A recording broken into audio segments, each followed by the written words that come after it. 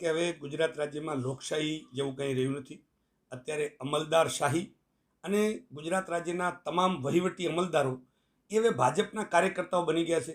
હું તો અભિનંદન આપીશ કે જે દિયોદરવાસીઓ અને બનાસકાંઠા જિલ્લાના આગેવાનોને કે જે જનૂનથી ચૂંટણી લડ્યા અને લોકશાહી બચાવવા માટે આજે પુનઃ તાલુકા પંચાયત દિયોદરની કબજે કરી છે. ધરણીધર જેવા તીર્થધામમાં કોંગ્રેસનું શાસન રહ્યું છે.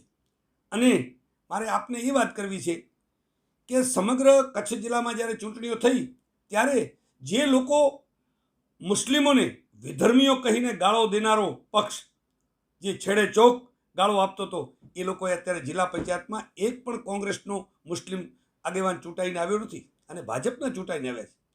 મારા લખપત તાલુકામાં આપને વાત કરું, દિયોદરમાં તો ચૂંટાયા પછી તાલુકા પંચાયત તોડવા માટે ભાજપ આયોજન કરી રહ્યું છે. લખપત તાલુકામાં તીર્થધામો જેને નારાયણ સરોવર કહેવાય, લખપત ગુરુદ્વારા, શ્યામજી કૃષ્ણ વર્માની ભૂમિ હોય કે માતાના મળ હોય, તમામે તમામ તીર્થધામોની સીટો કોંગ્રેસે કબજે કરી છે. અને અમને ત્યાં લખપત તાલુકામાં જિલ્લા પંચાયતના ઉમેદવાર રાણુબાભાઈ હોય કે જકરિયાભાઈ હોય, એમને ચૂંટાયા પહેલાં અમારે ત્યાં પોલીસ લડી છે. અમારે ત્યાં ભાજપ લડવા આવ્યું જ નથી. અને ભાજપે એક નક્કી કર્યું કે ગુજરાત રાજ્યના મુખ્યમંત્રી એક લખપત જેવા વિસ્તારમાં આવે અને પોલીસને અને વહીવટને છૂટ આપે કે વર્ષો પછી આ એક તાલુકાને આપણે ચૂંટણી જીતવી છે. તો મારે આપના માધ્યમથી એ કહેવું છે કે લોકોના વિકાસના જો કામો ભાજપે કર્યા હોય તો એમને અહીંયા પોલીસ રાખી અને રાજ્યનું તમામ વહીવટી તંત્ર અમારા ઉમેદવારોને 4-4 દિવસ ઉપાડી જાય અને પ્રચાર પ્રસાર ન કરવા દે, આ જીત કહેવાય? આ જીત નથી. આ ફક્ત ને ફક્ત પોલીસે ચૂંટણીમાં કાર્યકર્તાઓ બની અને લખપત તાલુકા પંચાયતને હાંસિલ કરી લીધી છે.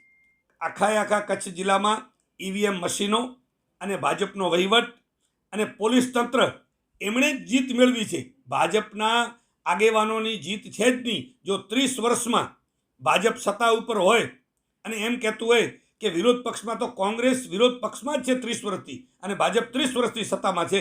જિલ્લામાં ગણો કે તાલુકાઓમાં જો 30 વર્ષમાં એને લોકોના કામ કર્યા હોય તો એને આવી રીતે લોકશાહીની ખંડન કરવાની અને બંધારણને ઠેસ પહોંચાડવા જેવી અને વહીવટને સાથે લઈ અને પોલીસને લઈને જીતવા માટે ક્યાં નીકળવું પડે? એની પાસે લોકોનો સ્વયંભૂ જનાદેશ, પણ જનાદેશ ક્યાંય છે જ નહીં. હું આપને વાત કરું તો અમારા તાલુકામાં પણ અબડાસામાં તો કોંગ્રેસ કાયમી જીવંત રહી છે. અત્યારે 3 તાલુકા પંચાયતમાં 7 બેઠકો, નલિયા હોય, લખપત હોય કે નખત્રાણા, તમામે તમામ 7 બેઠકો કોંગ્રેસ જીતી છે. 2 જિલ્લા પંચાયતની સીટો પણ કોંગ્રેસ જીતી છે.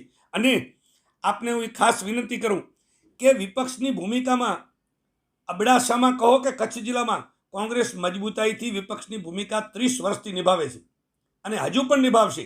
અને ભાજપના વહીવટ સામે જોરદાર લડત કરી અને ગરીબોને આ જે ડીઝલના પરેશાની હોય, ગેસના બાટલાની પરેશાની હોય, 1400 શિક્ષકોની ખામી હોય, આરોગ્યના સ્ટાફ ના હોય, નગરપાલિકામાં ભયંકર મુશ્કેલીઓ હોય, અને આવી સમસ્યાઓની સામે કોંગ્રેસ જ એક એવો પક્ષ છે જે 30 વર્ષથી લડે છે અને હવે પણ જોરદાર પ્રતિસાદથી કોંગ્રેસ લડવા માટે પૂરી તૈયારી કરશે. લખપત તાલુકામાં એ લોકો જીતી શકે એમ નહોતા ક્યારેય, કારણ કે લોકોનો જનાદેશ 30 વર્ષ પછી આજે પણ અમારી સાથે છે. ફક્ત પોલીસે અમારો જનાદેશ થોડો બદલાવ્યો છે, કારણ કે એ એમને ટ્રેક્ટરવાળાને પણ ફોન કરીને કહે કે તમારા 50 વોટ આપજો, એક લીઝવાળાને કહે, એક કોલસાની ગાડીવાળાને કહે. આવું તંત્ર કરવાથી ભાજપવાળાએ 7 ઉમેદવાર મુસ્લિમ મૂક્યા, એમાંથી 3 તાલુકા પંચાયતના સદસ્યો અને 1 જિલ્લા પંચાયત પણ ભાજપવાળા મુસ્લિમો અમારા તાલુકામાં જીત્યા છે. એટલે એ વાતો તદ્દન ખોટી નીકળી છે. ફક્ત ને ફક્ત મુસ્લિમોને ડરાવી, ધમકાવી અને આવા વિધર્મીઓ જેવા શબ્દો બોલી અને એને અપમાનિત કરીને એ સીટો જીતી છે.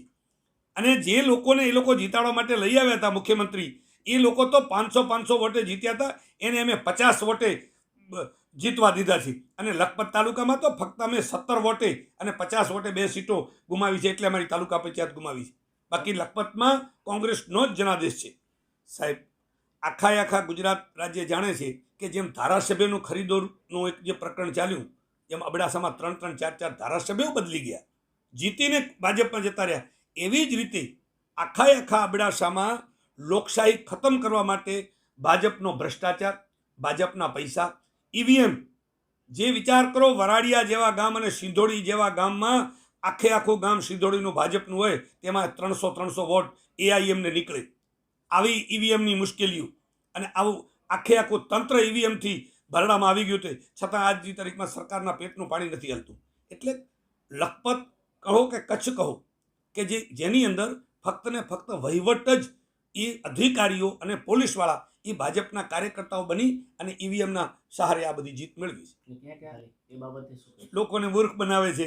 જે 345નો ગેસનો બાટલો હતો એ આજે 1500 રૂપિયામાં નથી મળતો અને દુકાનદારોને હોટલોવાળાને 2,000 ગેસનો બાટલો લેવો પડે. છતાં એ લોકો મૂંગા મોઢે કહો કે ભાજપની કિનાખોરી કહો કે એક શબ્દ કોઈ બોલી નથી શકતો. આજે ડીઝલની લખપત તાલુકામાં લાઈનો લાગે છે કે ડીઝલ તો સંગ્રહખોરો સંગ્રહ કરે છે. અરે તમને શરમ નથી આવતી? ટ્રેક્ટરો ક્યાં સંગ્રહ કરે છે, જીસીબીઓ ક્યાં સંગ્રહ કરે છે, મજૂરો ક્યાં સંગ્રહ કરે છે, દરેકે દરેક હેલ્પર ક્યાં સંગ્રહ કરે છે, ટ્રકવાળો ક્યાં સંગ્રહ કરે છે? એને ધંધો કરવા માટે ડીઝલ જોઈએ, પણ ભાજપ પોતાની નિષ્કામ અને જે એની ભ્રષ્ટાચારી નીતિ એને બે નકાબ ન થાય એના માટે કે આવી વાતો કરે છે. ત્યાં તાલુકાઓમાં શિક્ષકો નથી, આરોગ્યનો સ્ટાફ નથી, કોઈ વહીવટી પ્રક્રિયા નથી, પંચાયતમાં મંત્રીઓ નથી, છતાં અહીં ભાજપ કહે છે કે વિકાસ. ક્યાં વિકાસ કર્યો છે? જો વિકાસ હોય અને લખપતની કે કચ્છની પ્રજા જો સુખી થઈ હોય તો આપ આજે જોઈ શકો છો કે આજે કચ્છની જનતાની શું હાલત છે.